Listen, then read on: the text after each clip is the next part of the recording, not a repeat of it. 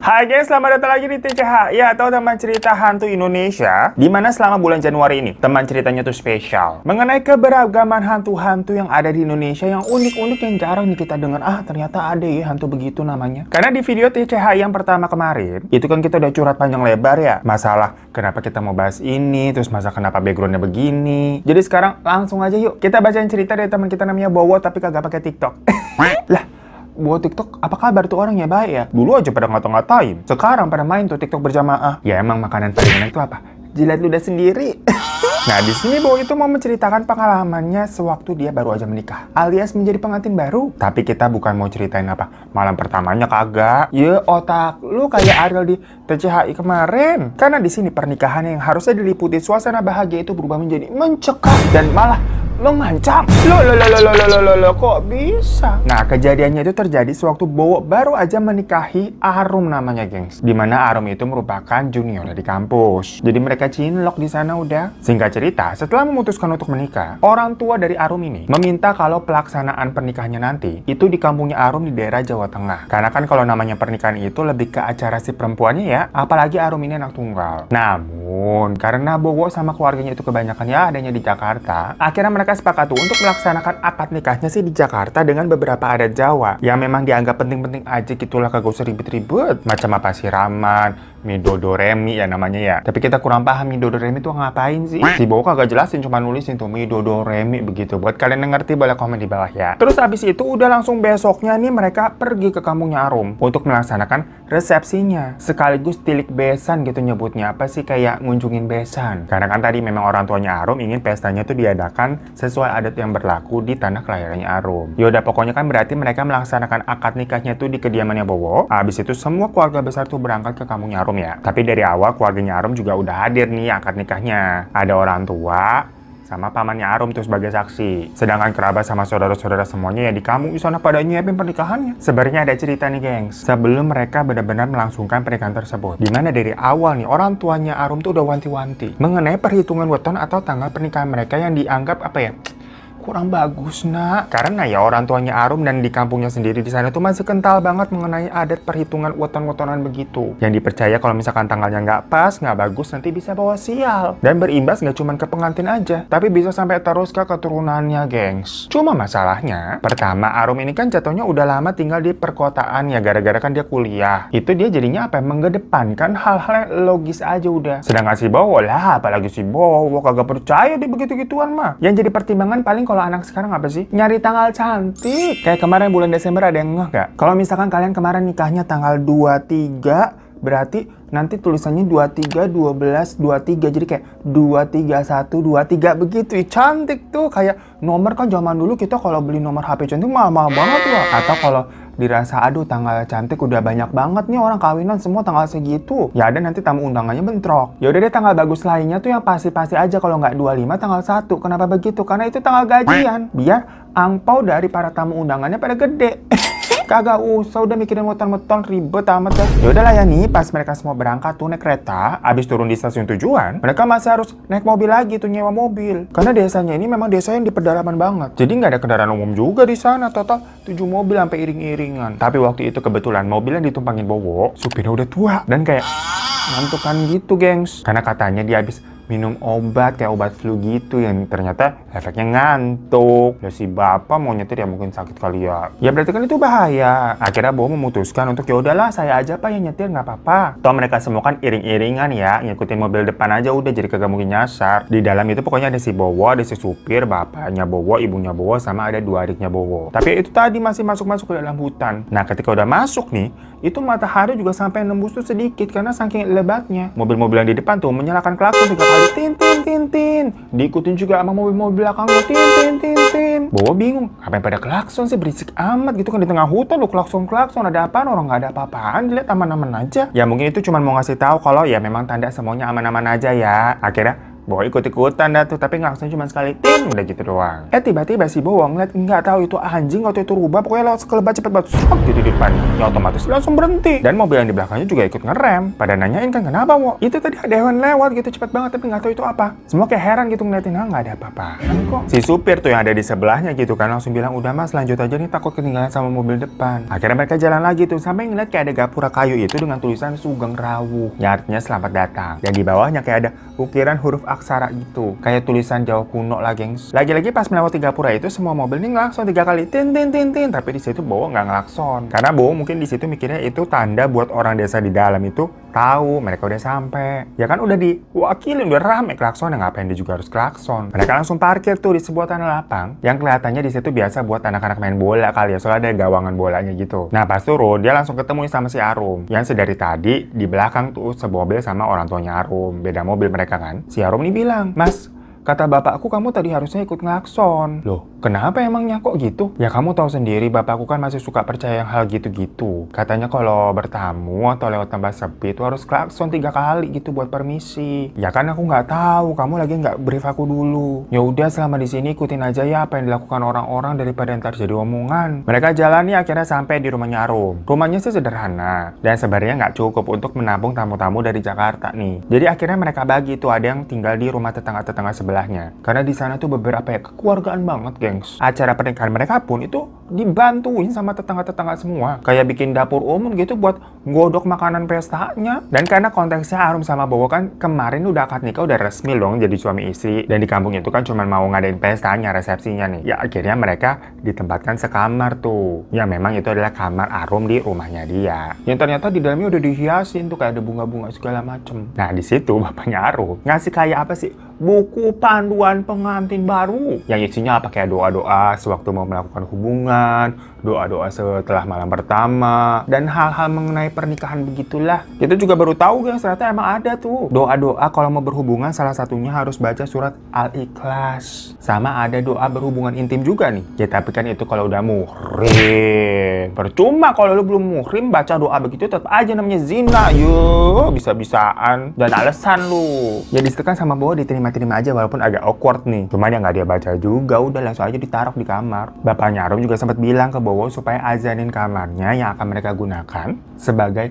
pengantin baru. Karena namanya pengantin baru itu katanya ada baunya, ada harumnya gitu, gengs. Sedangkan si Arum diminta untuk kebutin kasurnya dulu ya sebelum ntar dinaikin tuh 3 kali ngebutinnya. Di situ Arum sama Bowo yang ngangguk-ngangguk aja. Dari situ Arum di kamar tuh ganti baju. Karena kan di lemarinya dia itu masih ada lah baju-baju peninggalannya dia. Emang dia tinggal di situ sebenarnya. Nah, pas Arum lagi ganti baju, dia ngeliat kayak ada bayangan orang gitu, gengs, dari luar jendela.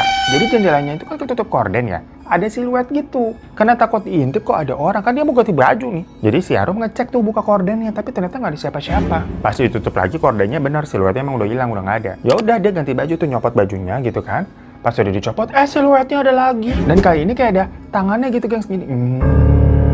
Yang menandakan kan berarti tadi itu bener siluet orang, bukan apa siluet pohon yang kayaknya jadi orang gitu, bukan. Ada tangannya. Arum buru-buru pakai baju dan langsung buka kordennya lagi, tapi nggak ada apa-apa. Itu masih sore loh, sekitar jam 5-an, masih terang. Akhirnya jendela sama kordennya dibuka aja, diablak tuh sama si Arum. Biar kalau ada orang gitu kan kelihatan gitu. Tahu-tahu dari bawah tempat tidurnya kayak ada bunyi. Arum kayak kaget tapi penasaran dia. Dia pelan-pelan gitu kan ngintip ke bawah kasur. Tahu-tahu ada tikus keluar dari situ. Ya Arum kaget. Tapi kagetnya biasa aja karena dia tipe-tipe yang nggak begitu takut tikus. Nggak kayak lu tuh tadi kagetan. Kesel doang, ya kirain apaan begitu. Gak lama Bowo dateng dengan membawa koper dan langsung rebahan gitu, istirahat di atas kasur. Dia mikir kayak, capek banget ya apalagi besok nih. Ya soalnya kan dia habis akad kagak ada istirahatnya, langsung pergi tuh naik kereta. Ngurusin koper segala macam kan, banyak saudara. Di kereta juga perjalanan 6 jam lebih. Plus nyetir lagi itu tadi hampir 3 jaman. Lah, rasanya remuk gitu, kayak pengen pijit. Arum tapi kan bilang, ganti baju dulu aja, langsung naik ke kasur. Itu juga kasurnya belum aku kebutin. Cuma ya si Bowo kayak udah mager gitu, udah bodo harus sampai ketiduran dia. Lah si Arum juga sepeda kan kayak, iya sih capek, udahlah ikut rebahan bentar deh. Merem, bablas ikut ketiduran. Sampai tahu-tahu mereka dibangunin sama ibunya Arum yang ngomel-ngomel. Dibilang kayak, aduh, ini pengantin baru tidur maghrib, nggak boleh. Ini lagi juga jendela dibuka begini. Kalau maghrib terus ditutup. Ya si Bo kan dari tidur langsung bangun kaget ya dengar suara ibunya Arum ngomel begitu. Baru hari pertama udah dapat omelan mertua. Sementara si Arum sebenarnya kayak agak kesel. Maksudnya si ibunya ini masuk main kamarnya aja kan, situasinya di situ ada si Bowo, mereka udah nikah. Ngetok dulu kayak apa gimana kalau si Arum sama Bowo lagi kan ngomong apa gue ya? Biar gitu. Malu. Akhirnya udah deh mereka bangun tuh untuk makan bersama sama dengerin briefing tuh buat acara resepsi besok. Semua ngobrol-ngobrol gitu kan, terus jalan-jalan gitu ngeliat dekorasi yang lagi dipasangin tuh sampai jam 10 malam. Bowo sendiri sampai ngebatin gitu juga heran, dia nanya, ini orang dekornya effort juga ya datang-datang ke desa ini kan jauh gitu masuk-masuk. Namun ternyata itu dekornya punya desa itu emang. Jadi misalkan kalau ada yang kawinan yang dipakainya itu lagi, kayak apa sih panggungnya, panggung pendek gitu gengs, sama kayak ada tenda yang udah kelihatan agak lusuh sih, tapi ya ketutup karena dihiasin kan sama bunga-bunga yang fresh, janur-janur fresh, termasuk oke lah buat namanya juga acara di desa. Kalau nanti udah selesai nih katanya perlengkapannya disimpan di balai desa. Sampai akhirnya pas malam nih ya udah Bowo sama Arum dipersilakan buat istirahat. Monggo kalau mau colek-colek sambalado. Ya namanya pengantin baru ya, hal inilah yang ditunggu-tunggu. Karena kan kemarin abis akad kagak sempet lah, di rumah juga banyak saudara, udah sibuk sendiri nyiapin baju, packing, abis itu paginya berangkat. Ya akhirnya udah mereka masuk kamar dan terjadilah. Tanpa mengindahkan pesan-pesan dari bapaknya Arum tadi di awal. Kagak ada baca-baca doa, padahal udah dikasih buku panduannya tuh. Ini doanya beneran doa ya gengs, bukannya jampi-jampi mantra gitu, bukan. Kalau di Islam memang ada tuh doa-doanya sebelum dan sesudah melakukan hubungan suami istri. Ya Allah, bahasanya bagus ya ayah bunda. Nah setelah udah selesai nih, harusnya kan ya bilas-bilas begitu ya, bersih-bersih. Tapi kamar mandi mereka ya biasalah tipe-tipe cerita-cerita kamar mandi desa gimana sih, template semuanya. Yang di luar pakai sumur, yang di keret udah paling males lah kita begini-gini lah. Sama kayak si Bowo, udahlah malas di kamar mandi, malah udah malam. Pengennya dia langsung tidur aja, namanya juga laki. Tapi Arum nih nggak bisa, maksudnya dia harus bersih-bersih dulu, nggak resik. Dan dia meminta untuk Bowo buat nemenin dia lah. Ya udah akhirnya mau nggak mau mereka keluar tuh, maksudnya ke kamar mandi yang di luar. Dan benar semua orang kayak udah tidur, udah pada sepi. Bowo sebagai laki-laki diminta tuh untuk nimba air, masih pakai roll gitu kayak sumur Sadako. Habis udah ditimba, dimasukin ke ember besar gitu kan. Ya udah Arum mandi tuh di dalam. Si Bowo bilang, mau aku mandiin, tapi dijawab sama Arum, apa sih mas, nanti kalau dilihat bapak ibuku izin aku. Iya biasa lo pengantin baru gitu ya guyonannya ya. Nah sambil nunggu si Arum mandi, Bowo ngerokok tuh di depan kamar mandinya deket sumur Sadako tadi. Ngeliatin sekitaran kan baru sepi gitu, tapi suasananya enak, dingin kayak di puncak, adem gitu, seger juga udaranya. Apalagi habis malam pertama ya berasanya kayak di puncak. Lagi ngerokok begitu, si Bowo sambil siul-siul ngerokok, terus siul, ngerokok lagi, terus siul, ngerokok lagi. Ada yang balas siul dari dalam sumur. Si Bowo kaget kan, dia merhatiin tuh.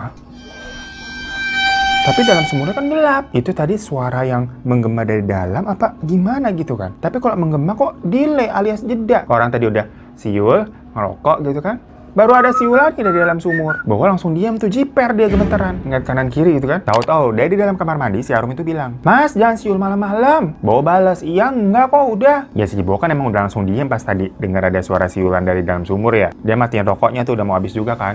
Si Arum bilang lagi, "Mas, jangan siul-siul, kalau kedengeran bapak nanti kamu diomelin loh. Maksudnya kan ini Bowo udah kagak siul loh dari tadi loh." Dan dia juga gak denger ada suara siulan lagi. Bingung itu. Si Arum maksudnya gimana? Dengeran siulan lain apa gimana? Akhirnya Bowo ngetok kamar mandinya si Arum, nyuruh cepetan udah yuk. Gak lama Arum keluar dan nyuruh Bowo untuk udah mandi wajib juga. Tapi Bowo gak mau karena alasannya ada dingin lah, gak usah lah. Padahal dia pengen cepet-cepet aja udah masuk kan, takutan. Akhirnya mereka balik ke kamar, tidur. Bowo mah nyenyak tidurnya. Sampai-sampai tahu-tahu dia dibangun sama si Arum karena katanya Arum mimpi serem. Katanya kayak ada anjing hitam gede gitu, gigit pahanya terus gak mau lepas. Sampai berdarah, tahu-tahu kepala anjingnya berubah jadi nenek-nenek katanya. Ya dengar begitu kan si Bowo kayak mimpinya absurd banget lah kan, mimpi kadang kadang suka aneh begitu ya, anjing tahu-tahu berubah jadi kepala nenek. Pas lihat jam ternyata udah subuh. Ya udahlah sekalian bangun aja udah. Arum kan juga harus sudah siap-siap dandanin segala macam kan, cewek lama. Hari acara tuh singkat cerita ya sampai dari pagi sampai sore malam sibuk banget mereka. Dan acaranya sih berjalan lancar tuh, acara dimulai jam 10 sampai menjelang maghrib pokoknya, gengs. Bowo sama Arum juga sampai pegel. Kalau di kampung kan kagak ada yang namanya apa sewa-sewa jam gedung gitu, nggak ada. Jadi ya udah sepuasnya aja, suka-suka. Sampai langit udah mulai oran keunguan yang menandakan udah mau gelap. Baru deh beberapa tamu yang tadinya datang satu persatu pulang. Salah satunya waktu itu ada yang namanya Bu Ningsih, yang masih saudaraan juga sama keluarganya Arum. Tapi tinggalnya agak jauh gitu jaraknya dari rumahnya. Nah waktu itu dia mau pulang tuh sendirian. Dan waktu di perjalanan dia katanya ngelihat ada kayak orang gitu di atas pohon. Ya dikira itu pemetik kelapa atau kayak semacamnya gitulah. Dia lewat aja gitu, nggak takut. Di kampungnya biasa orang-orang manjat pohon mah. Bocah aja juga pada manjat pohon. Tapi habis dia ngelewatin pohon yang tadi ada orangnya di atas itu, tahu-tahu dia kayak disiulin gitu. Refleks Bu Ningsih ngeliat dong ke arah yang tadi ada orangnya di atas pohon. Tapi orangnya udah kagak ada di atas sana. Dan dia bingung kan, orangnya kemana? Pas dia habis ngeliat ke arah pohon gitu terus mau ngelanjutin jalan lagi, ternyata orangnya udah di depan sana. Berdiri itu di sana ke arah emang si Bu Ningsih mau pulang. Di situ dia baru merinding. Karena aneh banget, orang tadinya ada di atas pohon, tahu-tahu ada di sana. Bu Ningsih diam aja tuh memperhatikan sosok itu kan, karena kan gelap, mukanya jadi nggak begitu kelihatan. Tahu-tahu si sosok itu siul-siul lagi, gengs. Ya karena takut, Bu Ningsih langsung putar balik, kagak jadi pulang, langsung balik ke rumahnya si Arum dan menceritakan hal itu ke ibunya Arum. Saya nggak jadi pulang, saya nginep di sini dulu. Nah sementara di situ situasinya masih lumayan ramai karena para tetangga itu pada bantuin beres-beres. Ya bapak-bapak ngurusin tenda, yang ibu-ibu mengutin sampah sama pada nyuci piring berjamaah. Jadi di rumahnya Arum tuh di belakang, di dekat kamar mandi yang tadi sumuran itu, pada rame-rame nyuci piring. Sementara Bowo sama Arum kan udah gerah gitu ya, pengen mandi, mereka bisa acara. Akhirnya numpang mandi di rumah tetangga yang memang itu ditempati sama orang tuanya Bowo. Kan pada numpang tidur di situ tuh. Lagi-lagi seperti kemarin tuh, Bowo nimbahin air gitu buat Arum mandi duluan. Bentukan kamar mandinya sama persis, plek-plek sama rumahnya Arum di luar, terus ada sumurnya juga. Nah pas Arum lagi masuk ke bilik tuh buat mandi, Bowo nimba lagi tuh buat nanti dia mandi gitu kan gantian. Nimba satu ember, ditaruh ke ember besar, masukin lagi. Ember kedua, taruh ke ember besar, masukin lagi. Loh, kok berat banget tuh ember ketiga, kayak ada yang nyangkut. Padahal tadi ini 2 ember gampang-gampang aja. Dia lihat ke apa sih katrolnya, nggak ada masalah. Akhirnya dia ngomong ke dalam tuh, mau lihat ada apaan, kok berat banget kayak nge-stuck. Tapi karena gelap kagak kelihatan apa-apaan. Akhirnya dia nyalain korek api tuh biar terang. Biasa kan dia buat ngerokok. Tapi pas koreknya diarahin ke dalam mati. Dinyalain lagi, dikedalamin lagi mati. Sampai tahu-tahu ada suara ketawa dari dalam sumurnya, gengs. Bowo teriak sama jatuh dia ke tanah. Karena itu Arum langsung keluar gitu masih pakai anduk. Bowo bilang, udah yuk balik yuk. Akhirnya Arum buru-buru pakai baju dan ya udah mereka balik ke rumah. Si Bowo kagak jadi mandi tuh. Nah di dalam kamar si Bowo tuh cerita mengenai tadi yang dia dengar tuh di dalam sumur ada yang ketawa. Tapi si Arum bilang, enggak lah kamu salah dengar. Dan di situ Arum juga malah curhat kalau ternyata pahanya kayak ada bekas biru, macam kayak memar gitu, gengs. Tapi lokasinya persis banget kayak waktu dia yang digigit anjing yang semalam mimpi gitu maksudnya. Kok ini beneran jadi biru ya? Cuma Bowo bilang, mungkin itu kebanyakan kamu berdiri tadi selama acara, jadi kecapean aja. Apalagi kan semalam kamu juga habis malam pertama sama aku. Gak inget adegan kepiting ngangkang.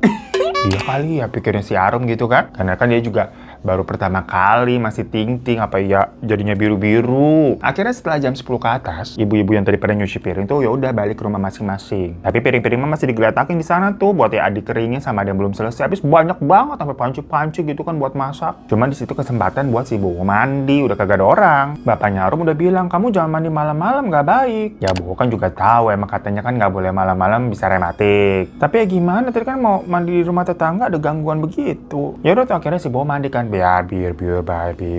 Terus pas udah selesai nih dia keluar, ada nenek-nenek lagi jongkok gitu di dekat sumur kayak emang lagi nyuci gitu munggungin Bowo. Bowo kira itu tetangga ya udah masih nyuci gitu kan. Ya disapa sama Bowo kayak, "Nek masih nyuci." Tapi pas dilihat itu si nenek kayak nyuci apa, kayak dagingnya merah kayak masih ada darahnya gitu, gengs. Dan pas nengok matanya neneknya putih semua. Ya Bowo kaget langsung ngibrit, dia masuk rumah nanya ke Arum, Rum, itu ada nenek-nenek di belakang lagi nyuci matanya putih semua, emang ada tetangga begitu? Itu neneknya siapa? Arum bingung, nenek-nenek matanya putih. Ya udah mereka berdua tuh ngecek tuh ke belakang. Udah nggak ada siapa-siapa. Di situ Bowo makin ketakutan. Sampai kira udah malam nih. Sebelum tidur si Bowo kebelet buang air besar, gengs. Ya cuma kan dia masih kepikiran sama kejadian yang tadi ya di sekitaran kamar mandi kagak ada yang beres, digangguin mulu. Jadi dia nggak berani balik kamar mandi lagi. Udahlah, ditahan lagi lah, mau cepirit bodoh lah. Tapi lama-lama gak kuat, agak keluar-keluar dikit gitu. Sementara si Arum udah tidur. Jadi mau nggak mau, nggak lucu kan kalau dia keluar di kasur, ada mertuanya. Akhirnya ngibrit lah ke kamar mandi, langsung buru-buru kan. Wah, keluar semua katanya. Agak jijik ya si Bowo nih ceritanya. Tapi lega banget katanya rasanya tuh. Cuma kan saking buru-burunya ya, dia masuk toilet aja tanpa nyadar belum ngunci pintunya. Jadi tahu-tahu itu pintu kebuka sendiri. Dan si Bowo kan posisinya lagi keluar itu coklat-coklat Toblerone sama Cadbury-nya. Jadi mau berdiri ngambil pintunya juga susah ya. Untungnya sepi, malam udah nggak ada orang. Tapi kan serem, karena tahu-tahu bener aja di depan ada si nenek lagi lewat. Mampus lah matanya si Bowo. Lewat doang itu si nenek seret gitu, nggak tahu kemana. Si Bowo kayak celingak-celinguk gitu ngeliatin ke arah luar. Nggak ada siapa-siapa lagi. Nggak kelihatan lagi tuh si nenek. Akhirnya buru-buru cebok tuh. Itu kan kamar mandi biliknya atasnya kebuka ya. Jadi cuman kayak kotak dari anyaman bambu doang. Nah dari ember gede yang isinya air tuh, ada pantulan mukanya si nenek. Berarti dari atas pas Bowo lihat, bener, kepalanya nenek ngintipin itu dari atas, gengs. Bowo langsung ngibrit masuk ke rumah gitu, heboh dia teriak-teriak. Ya orang tuanya Arum, mertuanya si Bowo otomatis kebangun dengar suara Bowo begitu. Nanya, kenapa kamu teriak-teriak? Ya akhirnya Bowo cerita kan. Itu kayak ada hantu sosoknya nenek gitu kan. Mana-mana dilihat ya udah nggak ada apa-apa lagi. Pas ke kamar dilihat si Arum masih tidur, cuman keadaan kayak cemas. Macam kayak orang ngigo yang gini-gini gitu kan sampai keringet dingin. Dan dilihat, loh. Kakinya membiru. Jadi kayak memar itu menjalar gitu geng, sampai mata kaki, satu kaki biru. Ya bapaknya Arum kaget, ini kenapa gitu, langsung bangunin Arum.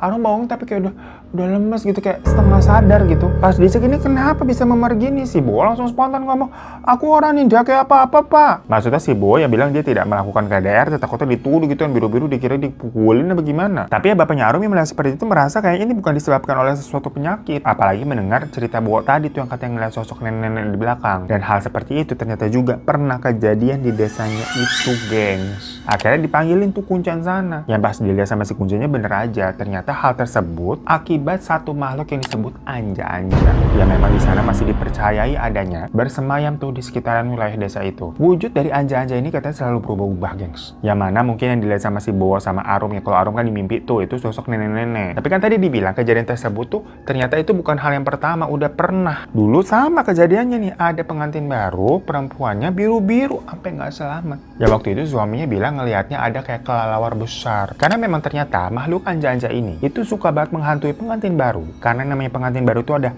baunya harum. Apalagi di saat malam pertama di mana keperawanan wanita itu kan pecah. Kalau dari pengantin baru ini tidak mengindahkan atau melakukan pantangan-pantangan, anja-anja ini akan bisa menghisap darah si wanita tadi sampai habis, gengs. Makanya efeknya kayak biru memar gitu karena darahnya ternyata diisep. Makanya dari awal kan Bowo sama Arum tuh udah diwanti-wanti agar jangan melakukan ini, melakukan itu, biar hal-hal buruk seperti ini tuh bisa terhindarkan. Jadi buku yang dikasih sama bapaknya Arum di awal itu sebenarnya adalah pemberian dari si Kuncen. Karena si Kuncen tahu nih Bowo sama Arum akan melakukan pernikahannya di kampung. Makanya biar nggak ada yang aneh-aneh, si bapaknya Arum tuh dikasih tuh bukunya sama Kuncen buat disampaikan tuh ke anak sama mantu lu ya. Ya sama bapaknya Arum kan beneran dikasih, tapi ya cuman taruh aja sama Bowo kagak dibaca. Pas Bowo ditanya, kamu sebelum malam pertama baca doa dulu nggak? Dan melakukan hal-hal yang memang disuruh kayak apa, mandi dulu, sahabatin tuh bersihin kasur pakai sapu lidi dan sebagainya. Yang pas diinget-inget ya boro-boro dilanggar semua itu sama Bowo. Malahan si Bowo nih belum mandi wajib sampai akhirnya pesta tuh. Baru mandinya akhirnya pas dia keluar ngeliat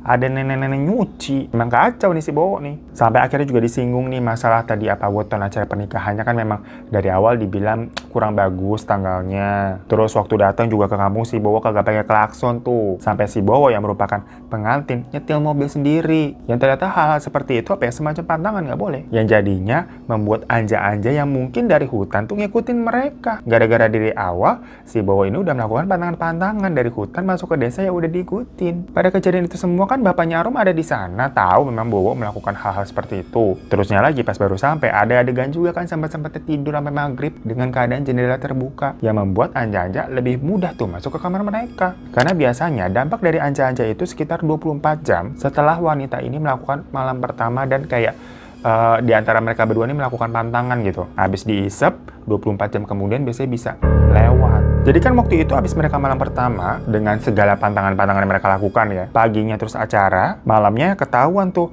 si Arum udah membiru. Gara-gara si Bowo pakai adegan mencret diliatin anja-anja. Yang mana diperkirakan misalkan aja ini misalkan. Kalau sampai subuh gitu nggak ada yang tahu keadaannya si Arum nih. Ya mungkin karena semuanya masih pada tidur, bisa-bisa Arum tuh lewat. Kayak cerita tetangganya dulu yang pernah kejadian. Gak ada yang nyadar pagi-pagi pas bangun udah biru semua. Cuma waktu kejadian yang dulu tuh Arum nggak di kampung, lagi kuliah dia di kota. Dan orang tuanya Arum yang memang tahu ada kejadian seperti itu tidak menyangka juga kalau anaknya telah melanggar. Karena kan menurut dia udah diwanti-wanti ya sebelumnya. Dikira dilaksanakan ternyata enggak. Ya masa harus ditungguin gitu kan diliatin anaknya di malam pertama kan kagak mungkin. Karena tandanya dilihat memang sudah jelas ya, memar membiru dari kakinya Arum yang sudah mulai menjalar tuh. Akhirnya si kuncen ini langsung melakukan ruatan untuk menetralkan dampak dari anja-anja dan menghilangkan bau pengantin untuk sementara dari tubuhnya Arum. Setelah itu, Arum sama Bowo disarankan untuk segera pergi menjauh dari desanya selama beberapa waktu aja, agar si anja-anja ini itu tidak bisa mengikuti baunya Arum karena udah dihilangin. Jadi disuruh kabur lah istilahnya. Nanti kira-kira setelah kurang lebih 5-6 bulanan, dimana biasanya bau pengantin itu udah hilang, mereka baru deh boleh balik lagi ke desa tersebut. Kalau misalkan ya apa, ya mau balik, mau nengokin orang tuanya Arum gitu kan, silahkan. Yang jelas di sini maksudnya mereka berdua bukan diusir enggak, tapi disuruh pergi, disuruh kabur aja. Karena gimana pun juga ini baunya cuma bisa dihilangin sementara doang. Pakai kayak dipercik-percikin air gitu, biar Arum nih bisa kabur. Nanti mah baunya bakal muncul lagi 6 bulan kemudian baru hilang secara permanen. Karena jatuhnya bukan pengantin baru lagi. Soalnya kalau si Arum nih masih bau pengantin, dia mau pergi kemana pun juga bakal ditandain diikutin sama si anja-anja. Ya udah, akhirnya mereka mengindahkan dan mengikuti saran dari si kuncen. Dan hal itu kan juga disetujui, direstui sama orang tuanya Arum kan, udah kamu pergi aja nggak apa-apa. Setelah itu alhamdulillahnya beneran semua kembali aman. Cuma katanya di pangkal pahanya Arum tuh masih ada kayak bekas luka gigitan gitu guys, aneh banget. Abisnya si Arum ini punya keloid memang, jadi lukanya tuh susah hilang. Tapi itu menandakan berarti bener dia pernah diisep darahnya gitu sama si anja-anja. Ya kita tapi kan nggak berani ya kalau mau minta lihat fotonya di pangkal paha gitu. Ya dan nanti kita ditampar sama Arum atau ditonjok sama si Bowo. Bercanda ya. So gengs, itu TCHI hari ini tentang hantu anja-anja. Yang ada aja ternyata hantu-hantu di Indonesia beragam ya. Nggak famous sih, tapi ternyata anja-anja ini nggak pernah kita dengar loh. Kok berbahaya banget. Ya pelajaran juga buat kita nih. Perkara lu mau nikah apa kagak, kalau masalah nasihat dari emak bapak lu lah, lakuin aja selama itu emang baik daripada kualat. Ya makanya kita juga mohon maaf ya kalau ada salah-salah kata ya. Kalian kalau punya cerita-cerita tentang hantu-hantu yang ada di Indonesia, bukan di Indonesia sih, di daerah kalian yang unik-unik yang jarang kita dengar, ternyata di daerah aku tuh ada hantu begini loh namanya loh. Kalian bisa ceritain, kirim cerita ke yang di bawah ini. Terima kasih semuanya udah pernah nonton para majikanku. Buat yang baru gabung, boleh klik tombol subscribe di bawah. Sampai jumpa lagi di teman cerita selanjutnya ya. Assalamualaikum warahmatullahi wabarakatuh.